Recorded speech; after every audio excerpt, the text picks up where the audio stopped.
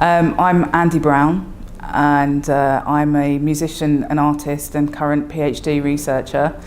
I work with mainly glass and electronics, which I've been doing for about the last 10 years.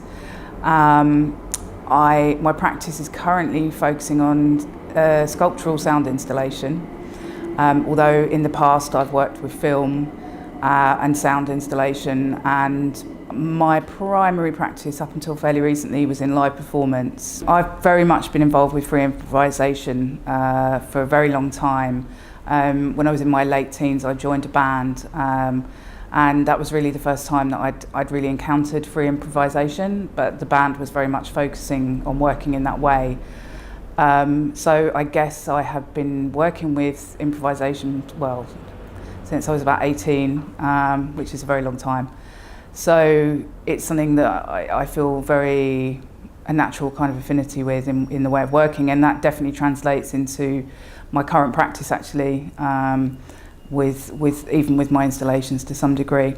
I would define it as freedom basically, without, not necessarily having to work with a score or written notation. It depends on how you're working and who you're working with. But working with other people, I guess it's an exchange and a communication in a spontaneous way, and it's a conversation basically.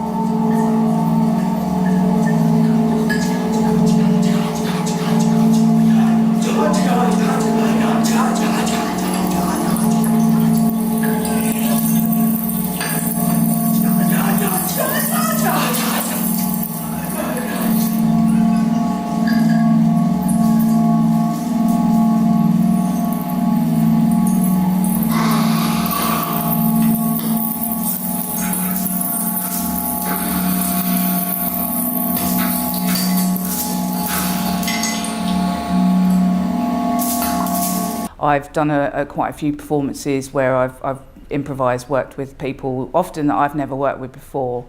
I've done stuff like that with Adam Bowman and a Polish composer and artist called Piotr Kurek. People like Oliver Barrett, we've done some work together, and a friend of mine, Phil Julian. But the person that I tend to work with the most in that way is Sharon Gal, and we have a regular duo together, which is very much focused on improvisation. It's called Mami Wata. Sharon and I sort of met each other actually probably about nearly coming up to 10 years ago, and I was involved in a project that she did then called The Long Drone, which was a 2-hour semi-structured but improvisatory piece with 19 people. And yeah, basically Sharon and I became friends, and through that and through working on a project called Gals with Guitars. And we enjoyed working together, so we carried on, and we performed together quite a few times with that duo. We've made an album which came out last year, I think, and yeah, hopefully we'll carry on doing that, even though I'm now based 200 miles away.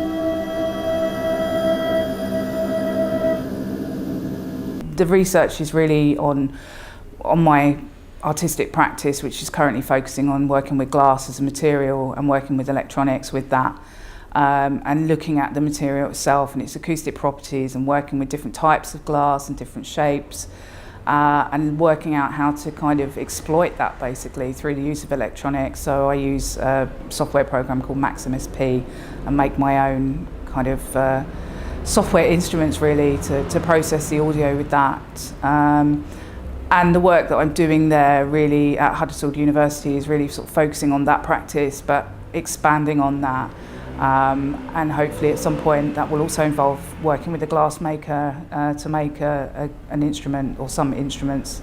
Yeah, it's very hands-on. I mean, it's something I discussed quite recently at university. I mean, when you're working with an instrument, I've been playing bass guitar for 30 years. I know exactly how a bass guitar works, but with glass, it's a bit of an unknown quantity, even though I've been working with it for a while. There's so many different types and structures and ways of exploiting the material. So a lot of what I'm having to do at the moment is really explore that and working out how best to amplify it and to affect it. So I've been working a lot. I've made an installation recently, a sort of sculptural sound installation called Partita for Unattended glass harp, which is essentially a kind of extension of my live performance practice, but working in an installation to automate that. So using transducers with vibration, I'm essentially finding the resonant frequencies of each glass and making them vibrate at that, and then processing that audio and pitch shifting it. But you know, in order to do that, I have to find out how to make that glass resonate at its resonant frequency safely without breaking, but also to get the best sound out of it. So there's a lot of exploration with that, and that will continue for the next couple of years.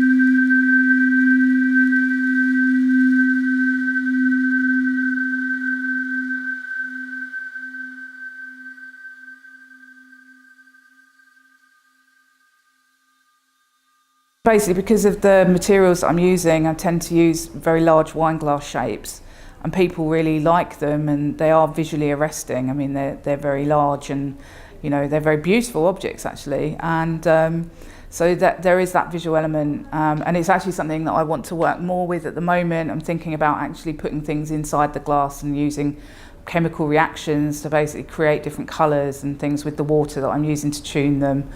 But I think also I've always had a really strong kind of visual aesthetic, often even within the sound world that I make, because I think I'm very much influenced by a lot of visual art, but particularly film, and particularly sculpture.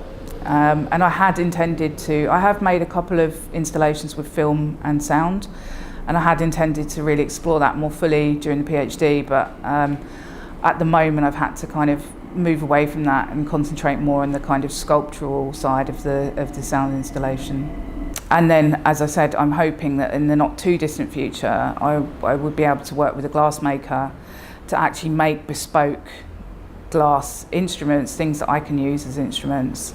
And that's really exciting, the idea that I can basically design something with somebody who understands the material, and hopefully we can make something that's very visually arresting but also sounds good.